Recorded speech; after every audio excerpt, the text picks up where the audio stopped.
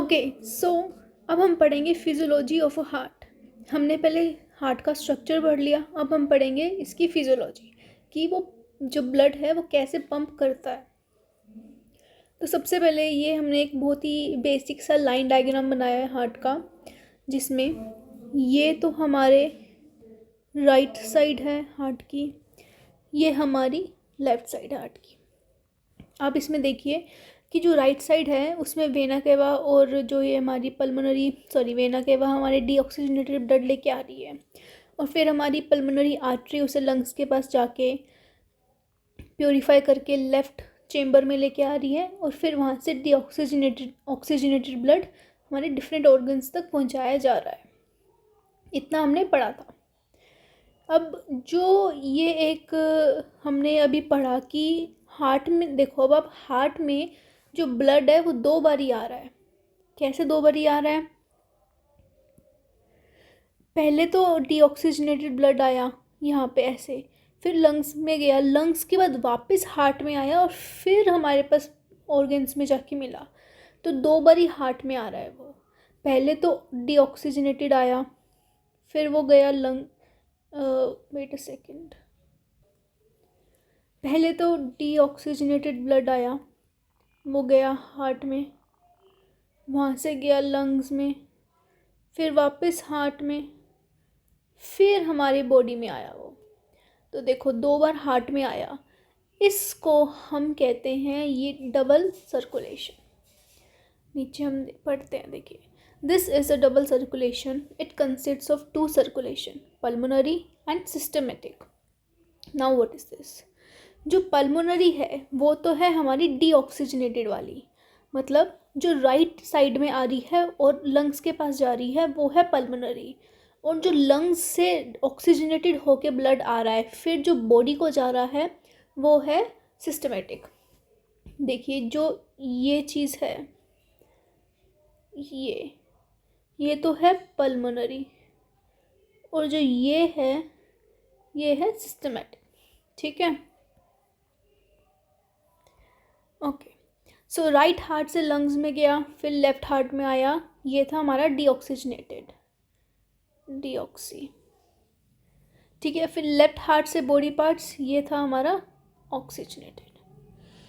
Now lungs purify the deoxygenated blood to oxygenated and heart pumps it to different organs. अब हमें ये पता है कि लंग्स ब्लड को प्योरीफाई करता है और हार्ट उसे पंप करता है। Human heart is a myogenic that is auto excitable. अब ये क्या मतलब है? मायोजेनिक मतलब ऑटो एक्साइटेबल, जो खुद ही अपने आप को सिग्नल देता है और खुद ही परफॉर्म करता है। मतलब heart muscles give impulses to heart muscles itself. Heart के अंदर ऐसी मसल्स होती हैं, ऐसे टिश्यूज़ होते हैं जो उन्हें इम्पल्स देते हैं या कुछ भी कोई मैसेज देते हैं, और वो हार्ट के अंदर ही होता है। This is why even after removing the heart from a body, it still continues to beat.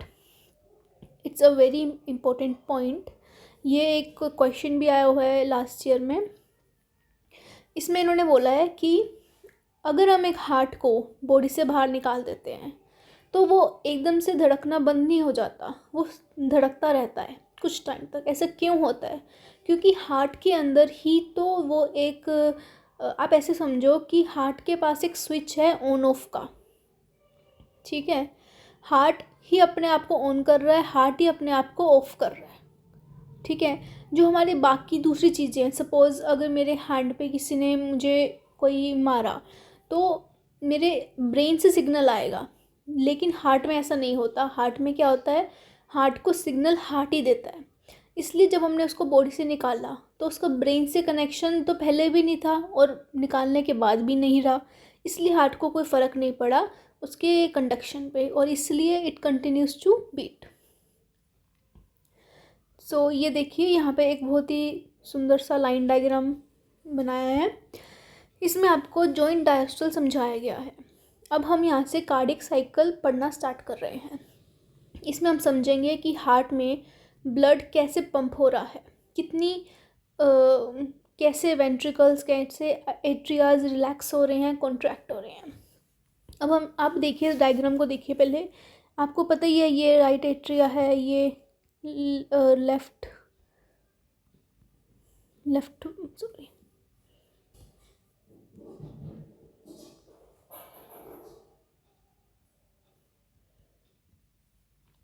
अब इसमें देखा गया है कि जो राइट एट्रिया है वो डीऑक्सीजनेटेड ब्लड से भरा हुआ है और लेफ्ट ऑक्सीजनेटेड से, और वेंट्रिकल्स में भी कुछ अमाउंट ऑफ वॉल्यूम ब्लड पहले से ही प्रेजेंट है।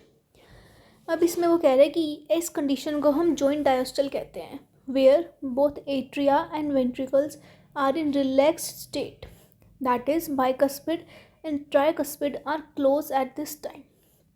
अब बाइकस्पिड और ट्राइकस्पिड कौन से थे? जो ये वाला था ये तो हमारा था ट्राइकस्पिड और ये था हमारा बाइकस्पिड। अब ये हमारे जो गेट्स हैं आप देख सकते हैं यहाँ पे बंद है ये गेट्स, तो ब्लड यहाँ पे भरी जा रहा है, नीचे आ ही नहीं रहा, ठीक है। और इसलिए नीचे नहीं आ रहा, इसीलिए ये दोनों एट्रिया भी और वेंट्रिकल्स भी रिलैक्स्ड स्टेट में हैं।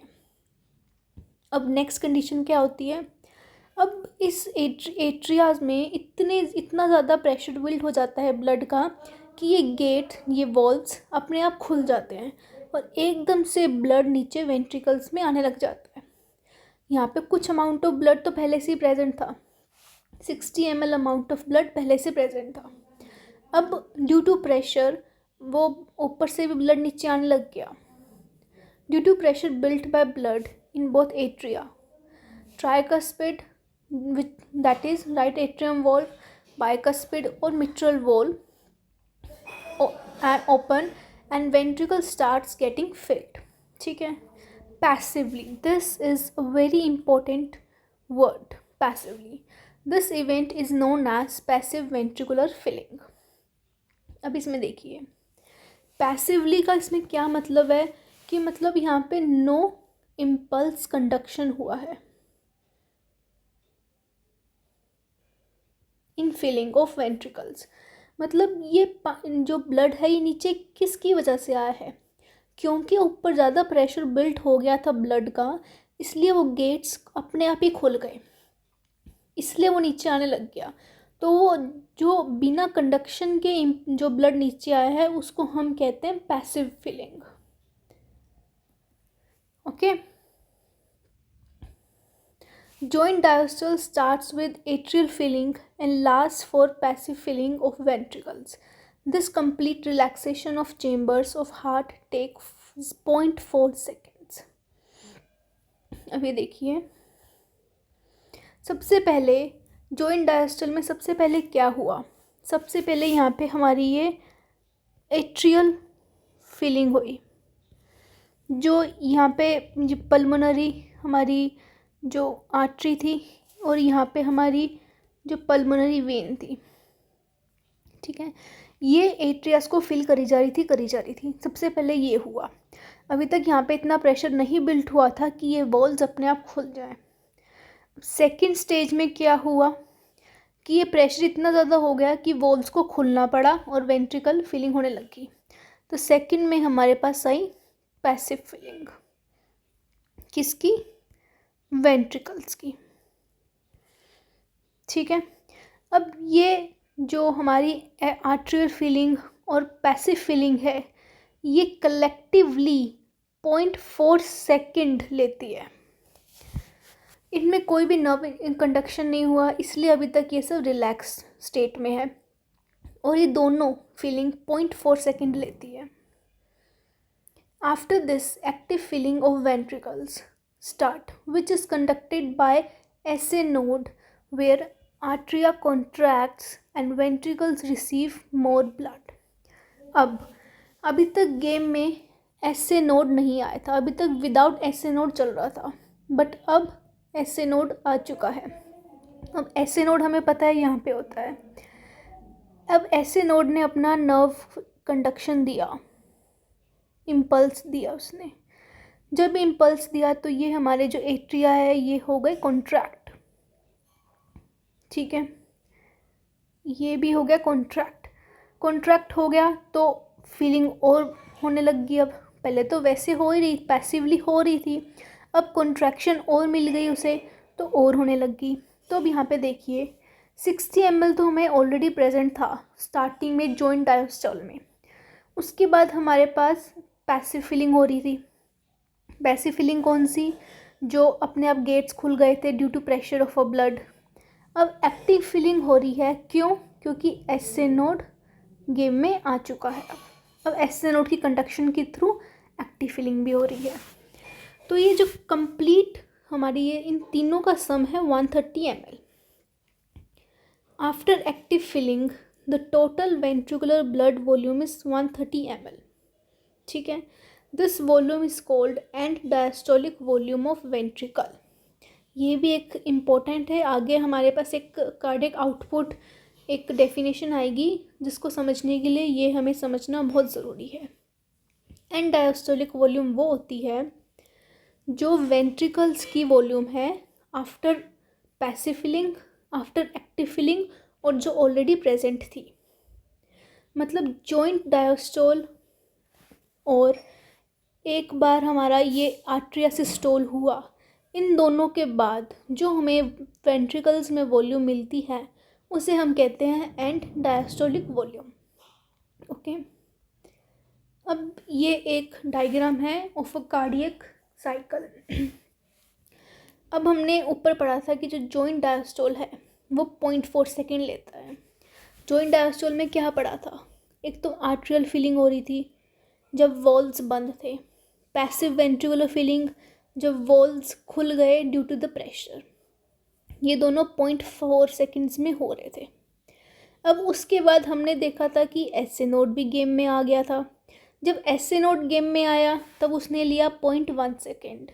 ये आर्ट्रियल सिस्टोल क्यों है? क्योंकि एट्रियाज ही तो कॉन्ट्रैक्ट हुए थे ना यहाँ पे।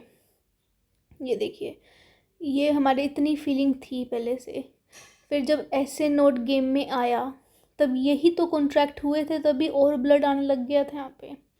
तो मतलब 0.1 और 0.4 सेकेंड्स हो गए 0.5 सेकेंड्स। मतलब इस दौरान में वेंट्रिकुलर डायस्टोल में ही रहता है। मतलब वेंट्रिकुलर में तो कोई कॉन्ट्रैक्शन नहीं हुआ, उसमें तो फीलिंग ही हो रही है। मतलब जॉइंट डायस्टोल और आर्ट्रियल सिस्टोल में हमें वेंट्रिकुलर डायस्टोल मिलता है जिसमें सिर्फ वेंट्रिकुलर फीलिंग हो रही है। अब ये वेंट्रिकुलर फीलिंग चाहे पैसिव हो, चाहे आर्ट्रियल फीलिंग की वजह से हो, चाहे एसए नोड की वजह से हो, वेंट्रिकुलर फीलिंग हो रही है। अब इन्होंने बोला कि जो अब हमें ये भी पता है कि एक्टिव फीलिंग कब होती है, जब एसए नोड आता है और वो 0.1 सेकेंड के लिए होती है। अब उसके बाद वेंट्रिकल सिस्टोल आता है, मतलब अब वेंट्रिकल्स कॉन्ट्रैक्ट करते हैं तभी तो आगे वो लंग्स को भेजते हैं ब्लड। ये हम भी पढ़ते हैं। Atrial systole, atrial walls open, blood rushes to ventricles. अभी हमने यहाँ पे पढ़ा कि आर्ट्रियल सिस्टोल तभी हुआ जब यहाँ पे हमारे ये गेट्स खुल गए, ये वाले गेट्स। यहाँ पे 2 गेट्स थे, क्या नाम था? राइट वाले का तो था ट्राइकस्पेड और लेफ्ट वाले का था बाइकस्पेड।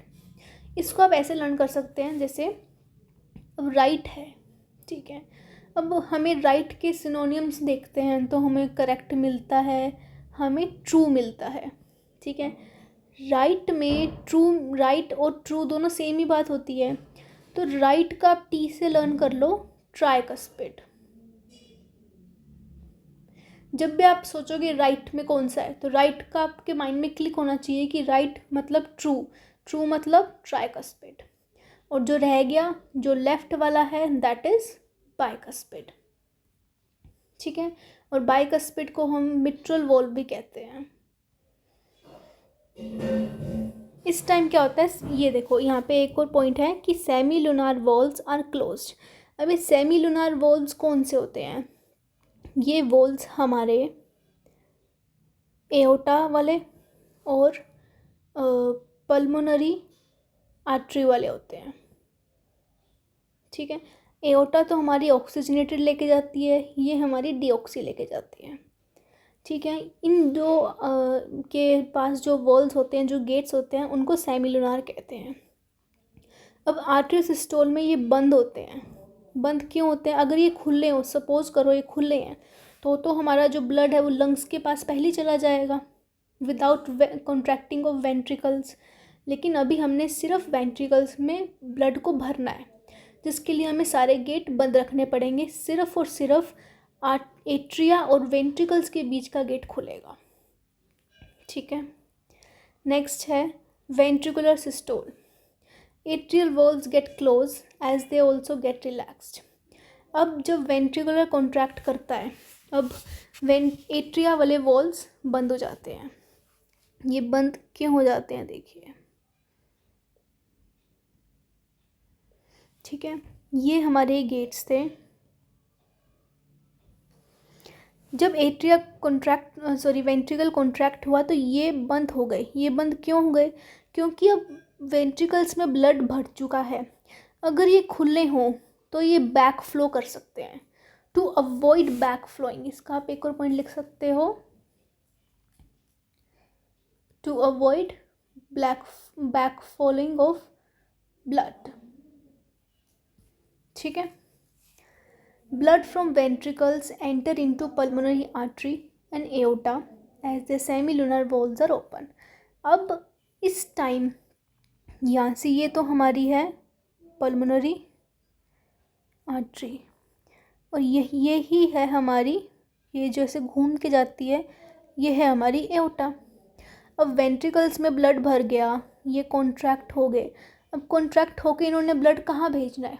लंग्स में भेजना है। तो एक लंग्स में किसके थ्रू जाएंगे? राइट साइड में तो पल्मोनरी आर्टरी के थ्रू जाएंगे, लेफ्ट साइड में एओर्टा के थ्रू जाएंगे।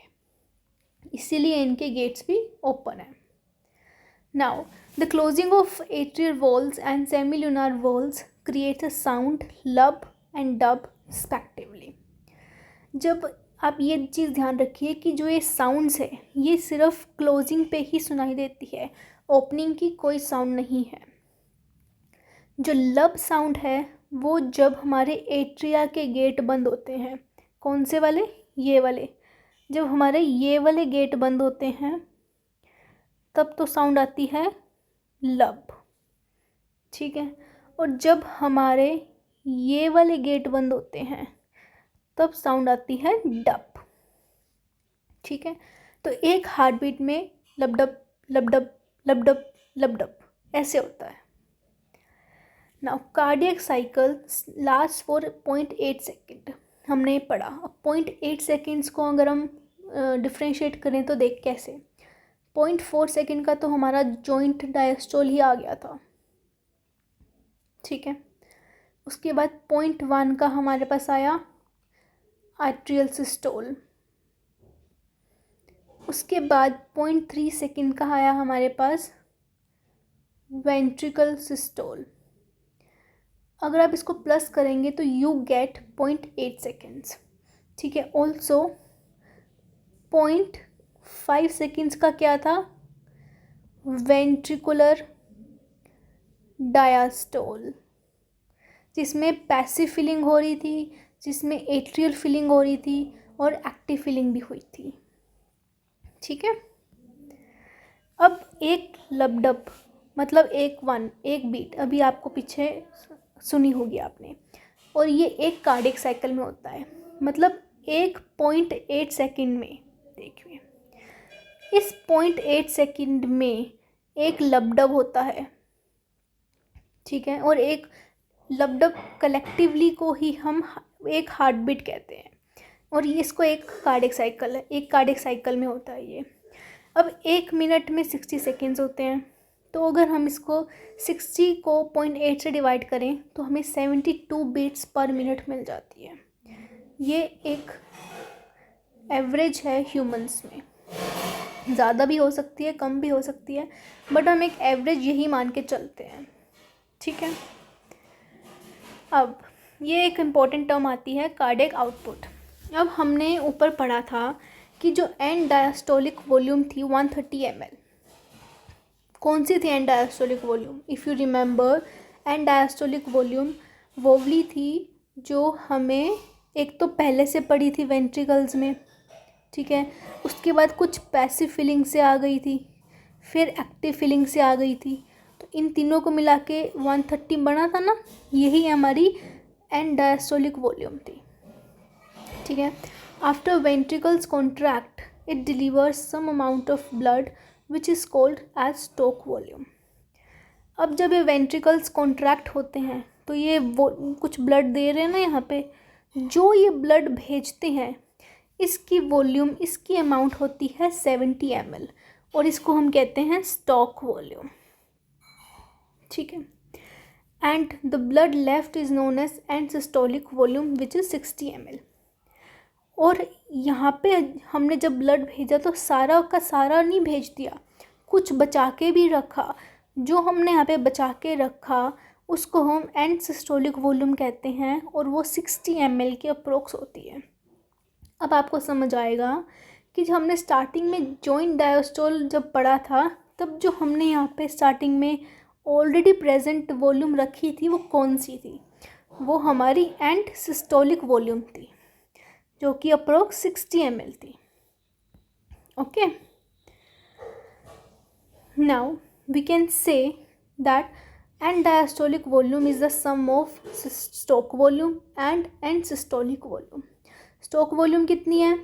70 ml एंड सिस्टोलिक कितनी है? 160। सम करेंगे तो आएगी 130 ml जो कि हमारी एंड डायस्टोलिक वॉल्यूम थी।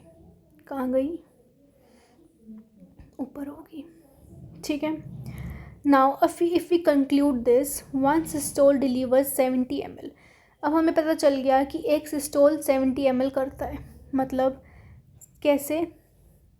एक बार कॉन्ट्रैक्ट हुआ तो एक बार डिलीवर करेगा, 72 टाइम्स कॉन्ट्रैक्ट हुआ तो 72 इंटू इतना डिलीवर करेगा, और इसी को हम कहते हैं cardiac output. This is cardiac output. It is approx 5 litres और यू कैन से 5000 ml, ठीक है। Now cardiac output can very in athletes, it can be more than 5 litres. जो कार्डियक आउटपुट है ऐसा नहीं कि सब ह्यूमंस में 5.5 ml होगा, 5 लीटर होगा, ऐसा नहीं है। ये एथलीट्स में ज़्यादा हो सकता है। क्यों होता है? इसका एक रीज़न है। क्यों? एथलीट्स बहुत ही मतलब स्टीनस एक्सरसाइजेस करते हैं जिससे उनकी हार्ट बीट रेस हो जाती है। अगर 72 से एक एथलीट की हार्ट बीट 80 है, देन ओब्वियसली वो हमारी 5 लीटर से बड़ा कार्डियक आउटपुट देगा। इसीलिए हम बोलते हैं कि cardiac output can vary to a certain limit, vary from person to person. ये आपने आज अपना कार्डियक साइकिल पढ़ लिया। अगर इसमें आपको कोई भी डाउट हो, कोई भी सजेशन देना हो, कुछ भी आपको नहीं समझ आया हो तो प्लीज़ नीचे कमेंट बॉक्स में लिख दीजिए। Thank you.